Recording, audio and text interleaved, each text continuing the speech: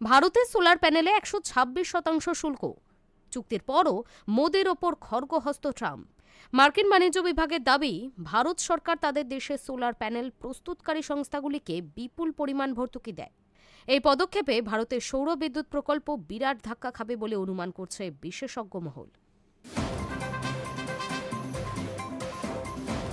শুল্ক যুদ্ধের দীর্ঘ অধ্যায় শেষ করে সম্প্রতি আমেরিকার সঙ্গে বাণিজ্য চুক্তির পথে হেঁটেছে ভারত।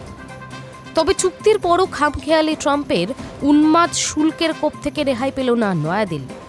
এবার ভারতের রপ্তানিকৃত সোলার প্যানেলের উপর 126% শুল্ক চাপাল ডোনাল্ড ট্রাম্পের প্রশাসন।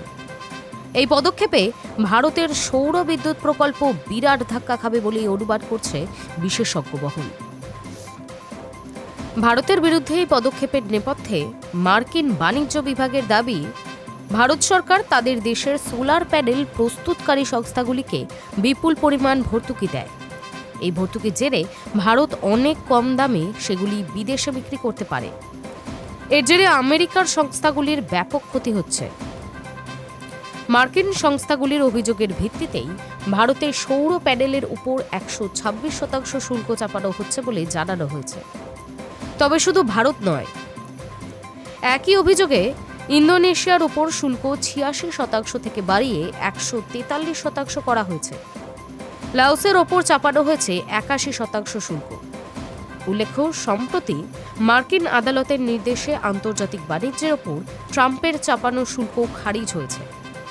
এরপর অবশ্য নতুন করে 10% শুল্ক চাপিয়েছেন ট্রাম্প। তবে জানা যাচ্ছে, সৌর প্যানেলের উপর চাপানো শুল্কের সঙ্গে এর কোনো যোগ নেই। 2024 সালে ভারত আমেরিকাকে $192.6 মিলিয়ন সোলার প্যানেল রপ্তানি করেছিল। 2022 সালের তুলনায় যা 9 গুণ বেশি। এদিকে ব্লুমবার্গের রিপোর্ট অনুযায়ী, ভারতের বিরুদ্ধে ট্রাম্পের এহেন কড়া পদক্ষেপের জেরে ভারতীয় সোলার প্যানেলের জন্য আমেরিকার বাজার কার্যত বন্ধ হয়ে যেতে চলেছে।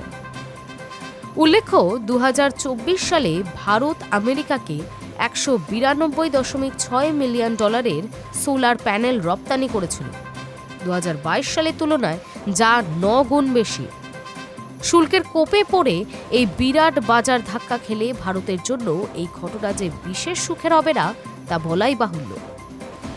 উল্লেখ্য, মার্কিন রিপোর্ট অনুযায়ী 2025 সালের প্রথমার্ধে আমেরিকা তাদের দেশে 57% সৌর প্যানেল আমদানি করেছিল, শুধুমাত্র ভারত, ইন্দোনেশিয়া ও লাওস থেকে।